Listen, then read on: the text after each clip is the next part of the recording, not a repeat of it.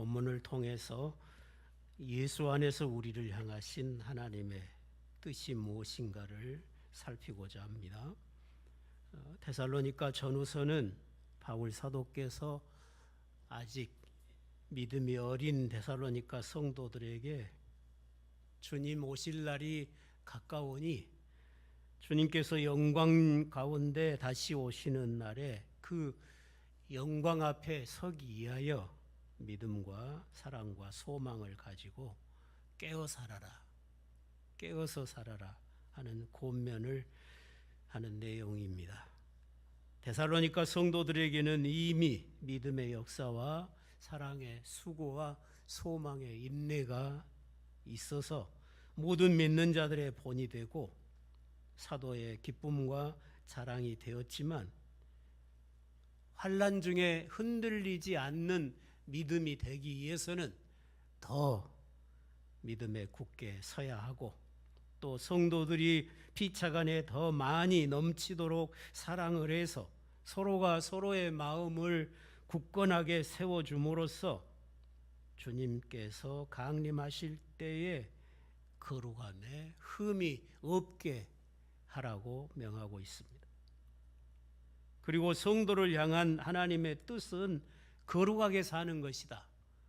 그러니 하나님을 모르는 이방인들 같이 세욕을 따르거나 형제를 해하는 일이 없도록 하라 말씀하셨고 오늘 본문에서도 다시 사랑을 강조하고 있습니다. 특별히 주 안에서 너희를 다스리며 권하는 목회자를 말하겠죠.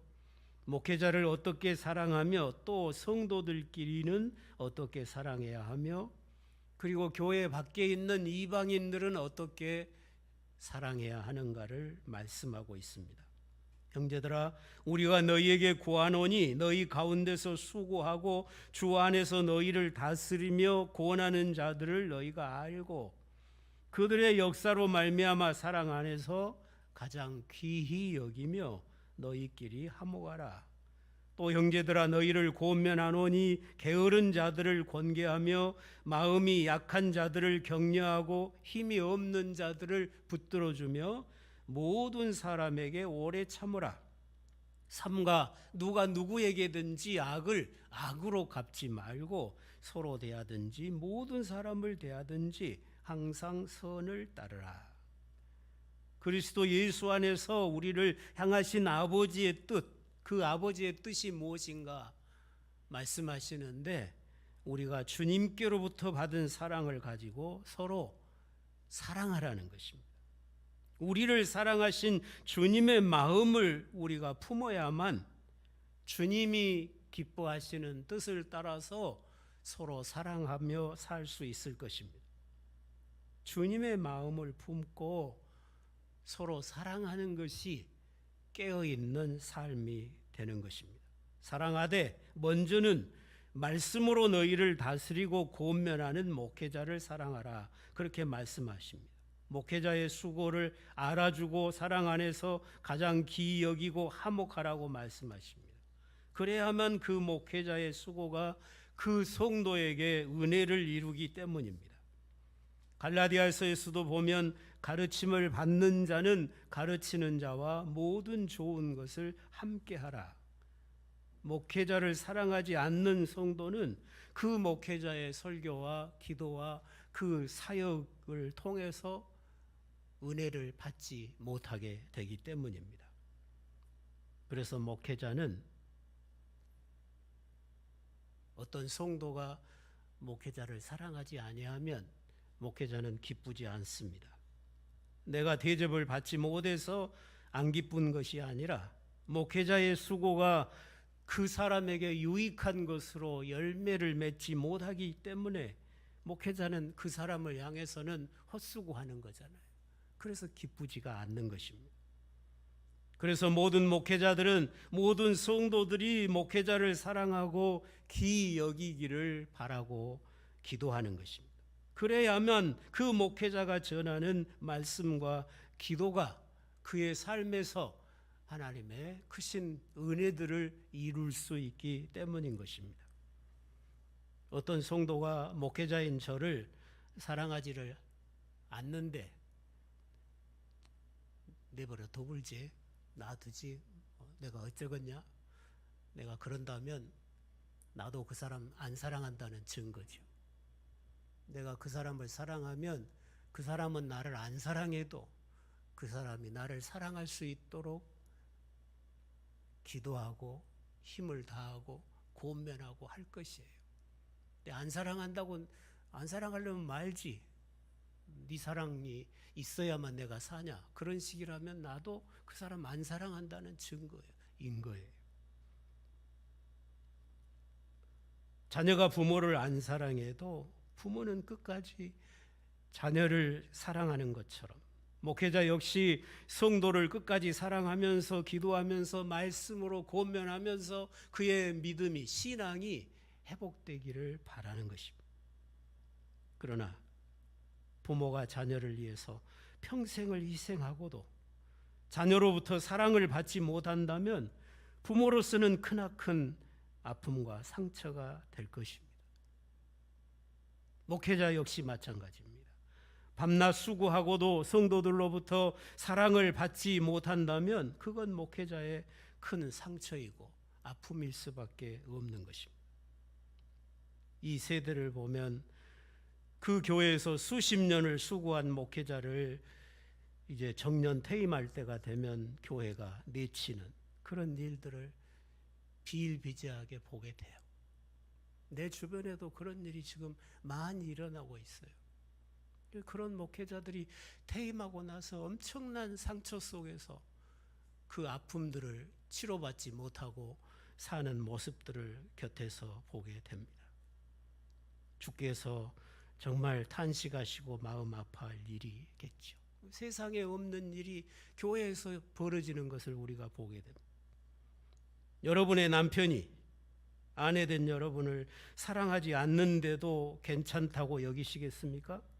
그렇다면 여러분도 남편을 안 사랑한다는 증거예요. 남편을 안 사랑하니까 남편이 나 사랑하든 말든 상관없는 것이 될 것입니다. 목회자는 말씀과 기도로 곧 신령한 것으로 여러분을 섬기기 때문에 성도들은 육신의 것으로 목회자의 필요를 채워주므로 교회를 서로 섬기고 교회를 세워가라고 사도들은 우리에게 가르쳐 주고 있음을 볼 수 있습니다. 여러분이 목회자를 사랑하는 것이 여러분의 영혼이 은혜 가운데 잘 되는 길이라는 것을 기억하시기를 바랍니다. 여러분이 말씀으로 여러분을 섬기는 사역자들을 귀히 여기고 사랑하는 만큼 여러분은 은혜를 받으리라고 믿습니다. 그게 하나님이 세우신 법칙이고 질서예요. 이런 설교 들으면서 시험 드는 분이 없기를 바라요. 제가 이런 말 잘 안 하잖아요. 저한테 잘하라고 그런구나. 시험 들지 말고. 주의 말씀이잖아요. 여러분의 목회자가 누가 되든지 간에 말씀이 귀하기 때문에, 그 말씀이 내 영을 살리기 때문에 말씀으로 가르치는 자를 가장 귀하게 여기고 사랑하라고 주님은 명령하고 계십니다. 그리고 성도들끼리는 어떻게 사랑할 것인가? 게으른 자는 권면하고 책망해라. 권계하라 그 말은 권면하고 책망해라.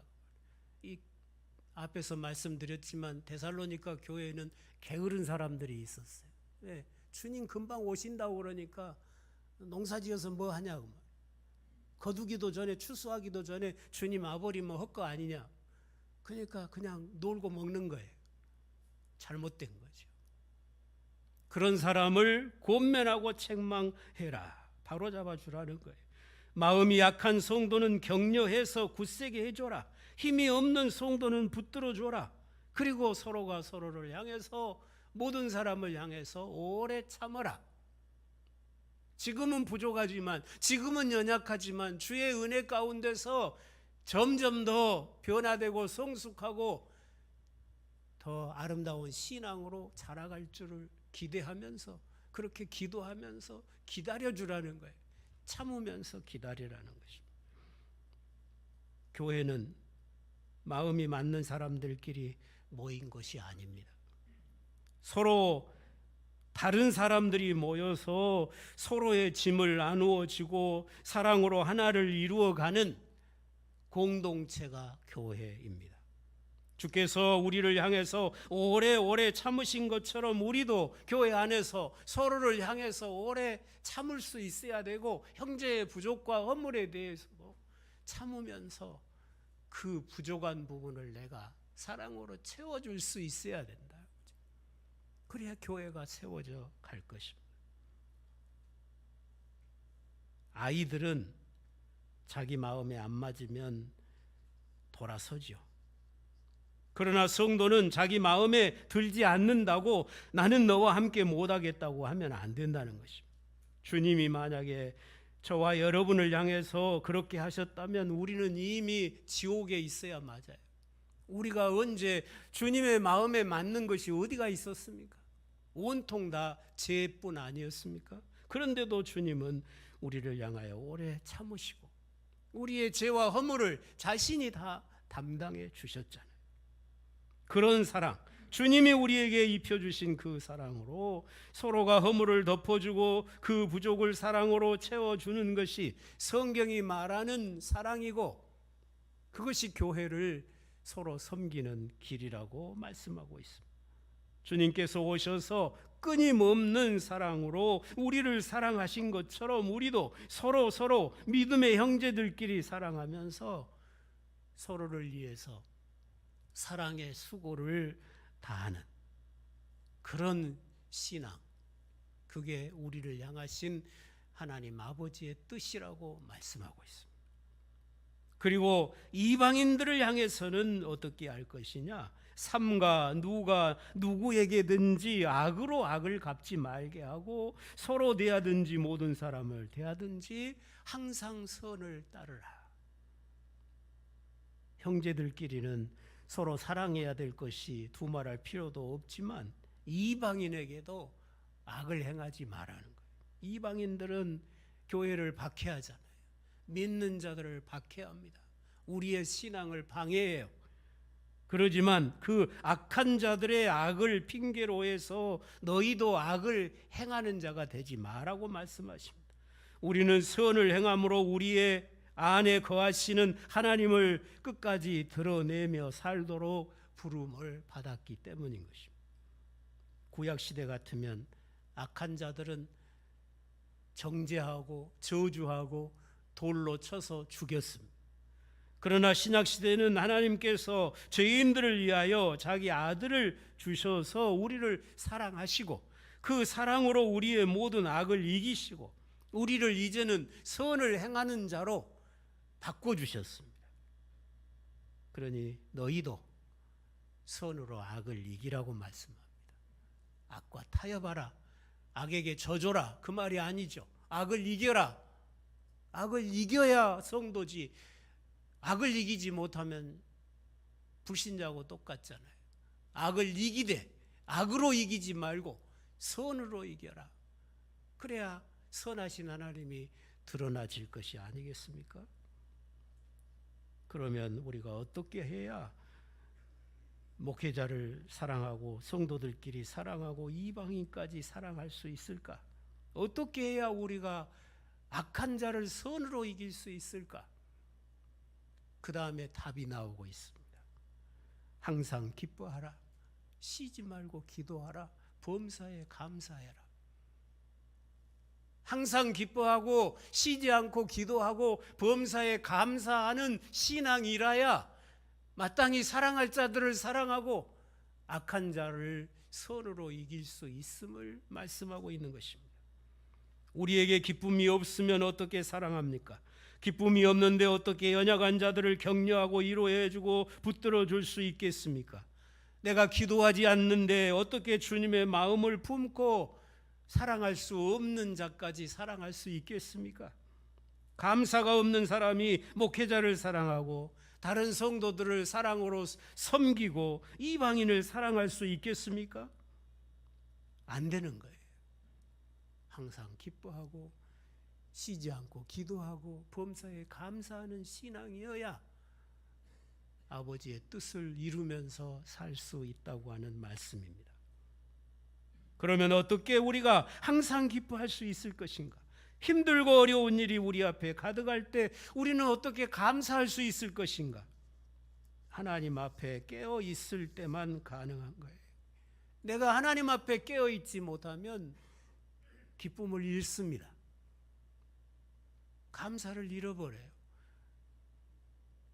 기도할 필요도 느끼지 못하고 살게 돼요.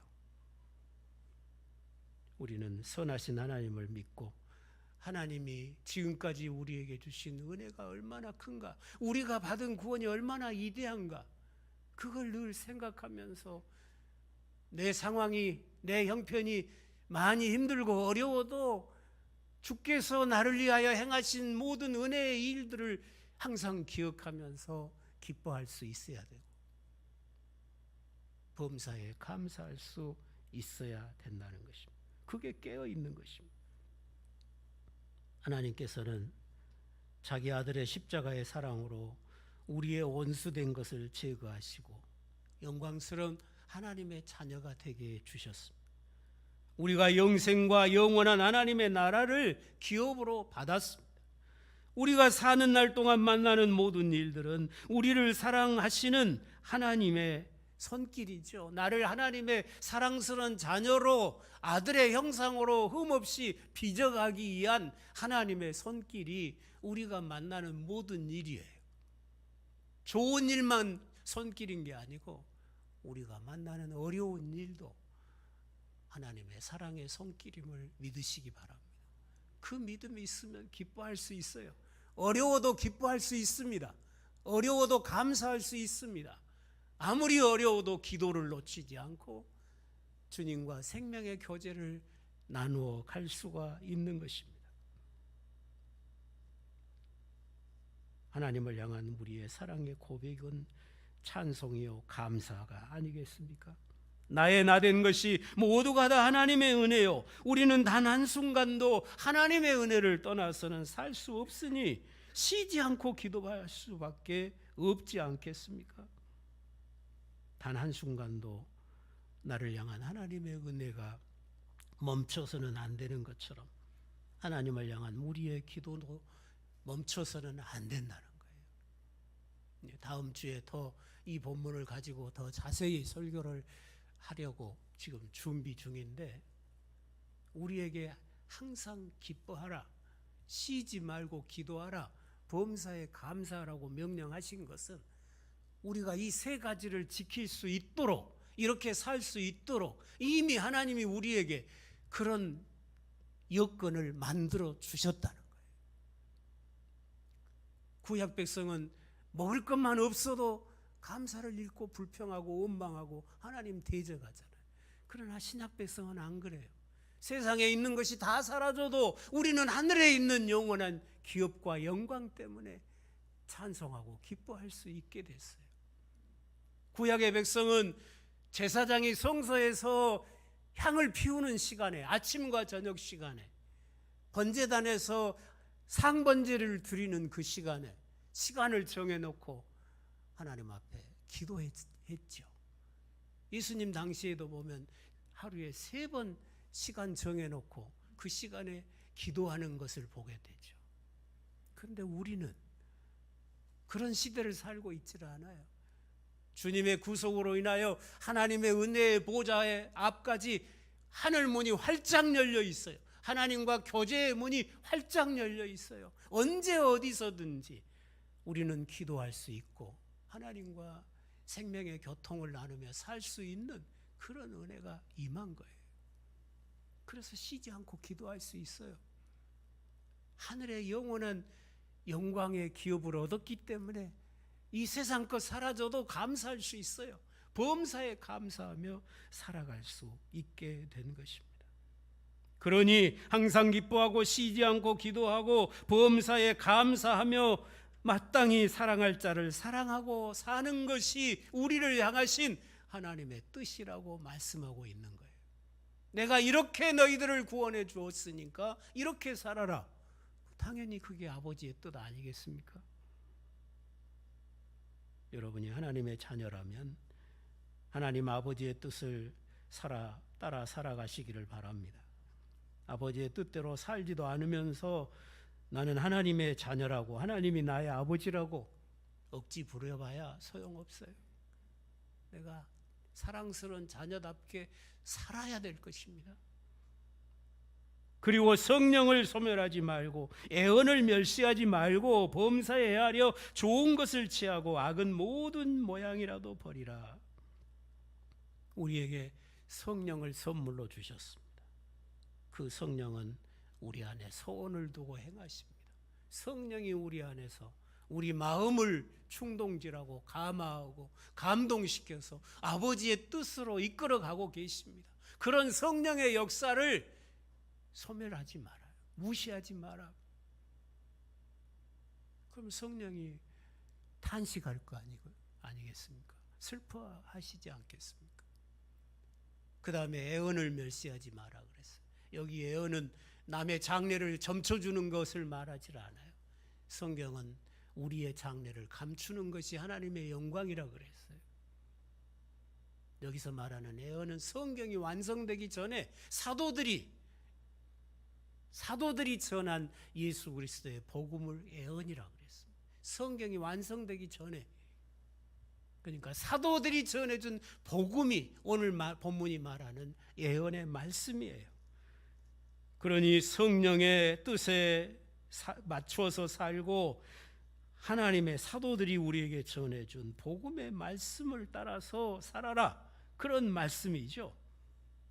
그래야만 범사에 헤아려 좋은 것을 취하고 살 수 있는 거예요. 성령에 맞지 않고 말씀에 맞지 아니하면 그건 악이에요.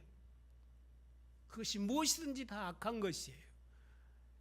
성령에 합당하고 말씀에 합당한 것만 하나님이 보시기에 좋은 것이라는 것입니다. 악은 흉내도 내지 마라. 모양이라도 버려라. 그 말은 흉내도 내지 마라는 것입니다. 하나님께서 우리를 진리의 말씀으로 새롭게 지으셨습니다.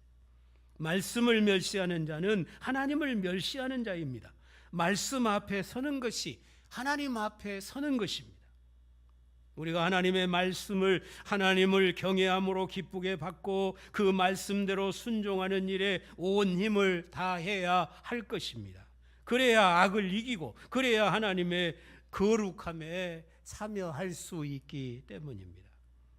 성령에게 온전히 순종하고 말씀을 기이 여기며 순종하는 자를 하나님께서는 복을 주시는 것입니다. 어떤 복입니까?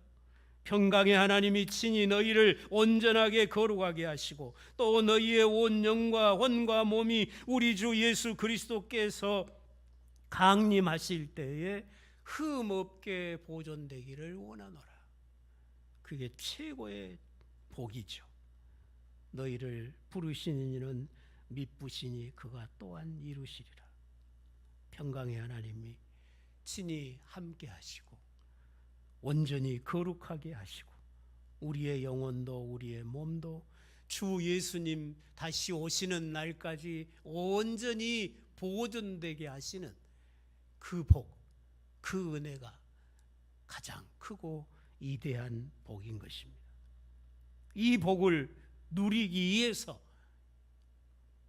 성령을 소멸하지 말고 말씀을 멸시하지 말고 성령과 말씀을 따라서 살라고 권면하고 있습니다. 사랑하신 성도 여러분, 오늘 우리가 성령을 따라 살지 아니하고 하나님의 말씀을 따라 살지 아니하면서 나는 죽으면 천당 가리라, 주님 다시 오시는 날에 나는 거룩한 신부로 주님 앞에 설 것이라, 그건 하나님을 속이는 일이에요. 자신을 속이는 일입니다. 하나님을 업신여기는 일이에요. 심지 않고 거두는 법은 없다고 주님은 분명히 말씀하십니다. 믿음으로 깨어 기도하면서 믿음과 사랑의 흉배를 붙이고 구원의 소망의 투구를 쏘고 주님 오실 날을 간절히 사모하면서 거룩하게 살기를 힘써야 합니다. 교회를 사랑하고 형제를 사랑하며 살아야 합니다.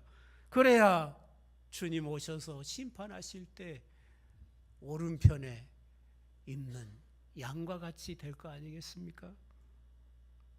주님 앞에 서는 그날까지 주님이 지금까지 여러분에게 베푸신 은혜 때문에 항상 기뻐하며 사는 성도가 되시기를 바랍니다. 어떤 이유로도 기쁨을 잃으면 안 돼요. 우리가 아무리 어려운 일을 만나도 주님이 내게 주신 구원에 비하면 그건 아무것도 아니에요. 기쁨을 잃지 마시기 바랍니다. 그리고 쉬지 않고 기도하는 성도가 되시기를 바랍니다.